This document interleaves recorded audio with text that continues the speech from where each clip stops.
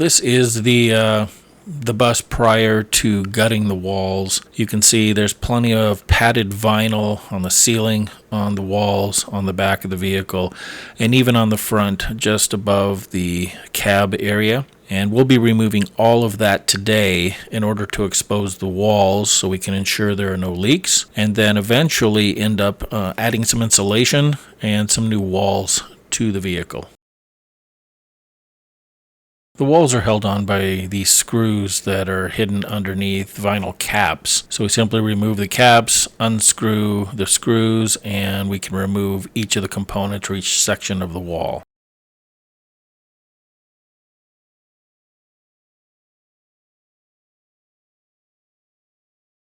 Pulled down a few panels, and looks like my assessment was correct. The coolant lines for the rear air conditioner are located right up inside here.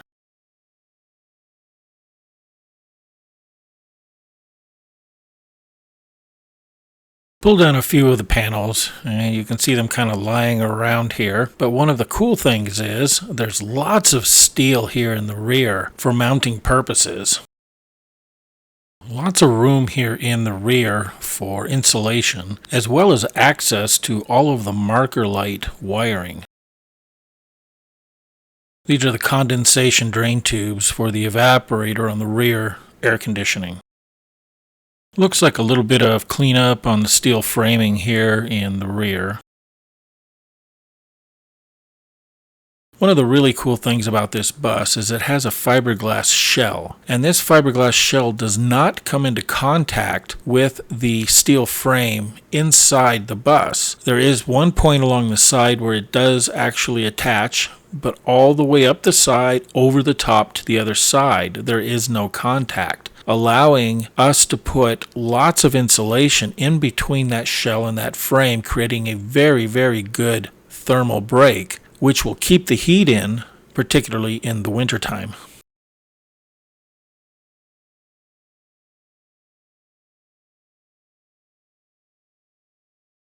Now let's take a peek at what the ceiling looks like with all of the vinyl and all of the insulation pulled out.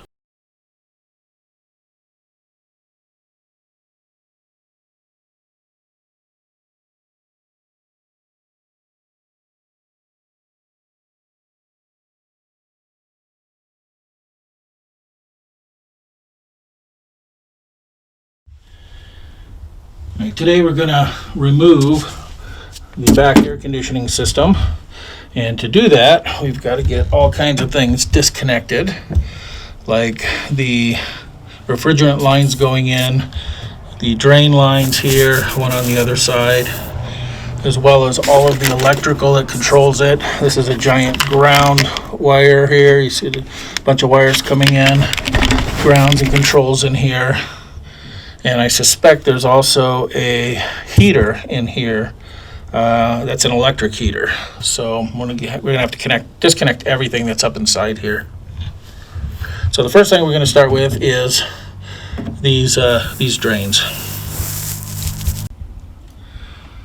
All right, now that the drains are off right here, next thing we're gonna do is take out these screws here. These looks like they're metal, like machine screws. We'll take those out along the sides, the front, and drop that, which hopefully will give us access to the wiring that's up in here, so we can disconnect all of the wiring.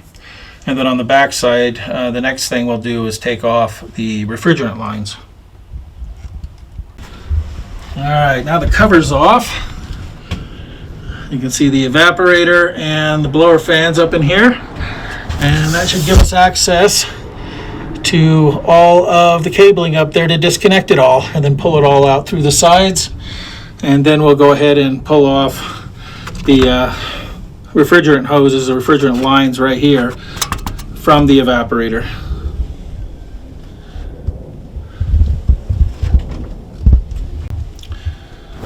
There's all of the wiring that we just pulled out from out of here. It was all connected up inside there. So the wiring is out.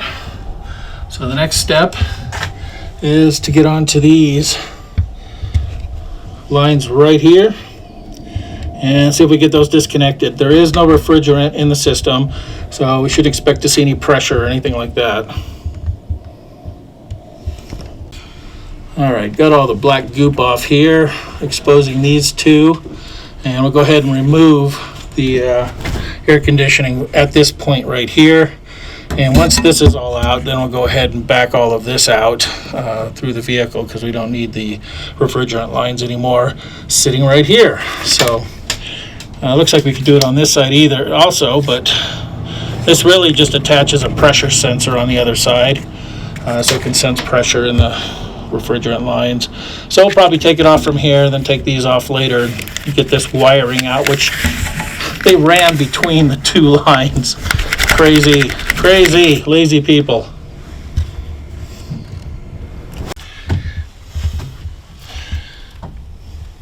All right, as you can see now, the sensor's off, and there's the block with the sensor attached. These are free and clear. Now it's just a matter of getting all this stuff disconnected from this plate here, and then we can take the 4 bolts that are holding this thing up off and actually remove it. All right, now we've got all of the cable disconnected. It's all down. There's nothing back here connecting anything.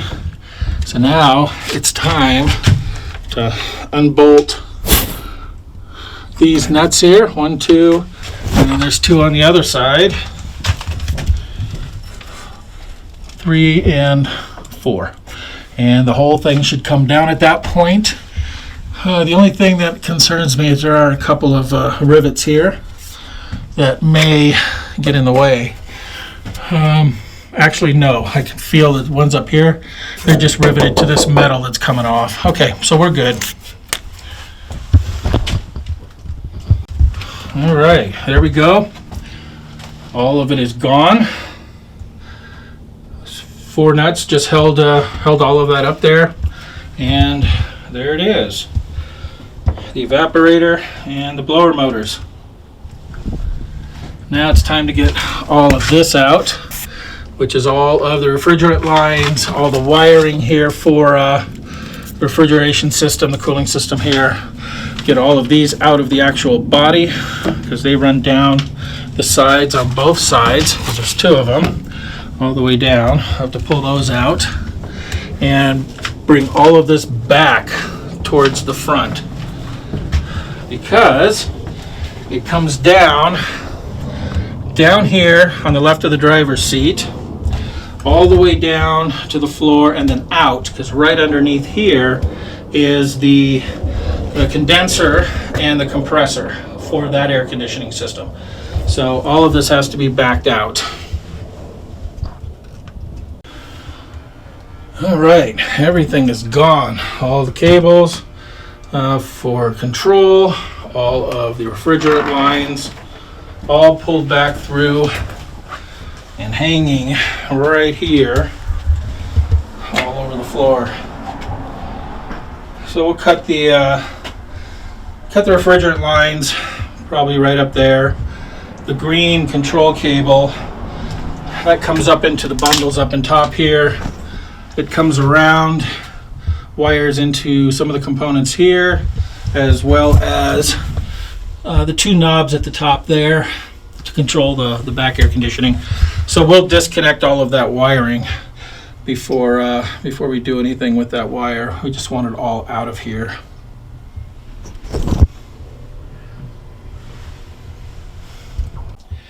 And there we go. Everything is all out. You can see we cut the 2 refrigerant lines and then just coiled up the control lines here. Those go back into this bundle here. I'm hoping that it all connects on one of these connectors, so we can just disconnect it and call it good. Otherwise, trace the wires back, disconnect them here, and disconnect them from that console right up there.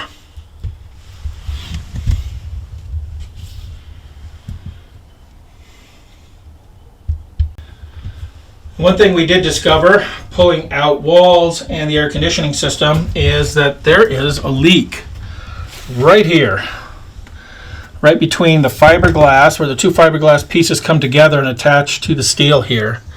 And it's only right here. There's nowhere else in the bus that's showing any kind of leak. But you can see it's lots of rust right here, lots of rust up under here, and then all of the wood is rotten where that water dripped down through here over the course of time. And so we're going to have to get that all cleaned up, separate this all the way along here, put a wedge in here, lift it up, clean out all of the sealant, and reseal up in here. Shouldn't be too bad, be a day's worth of work, but we absolutely have to do this.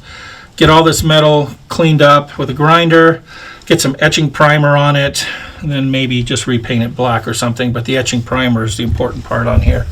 And then we'll cover it with black enamel paint or something just to protect it, and then we should be good to go. But this is the only leak we have found in the bus.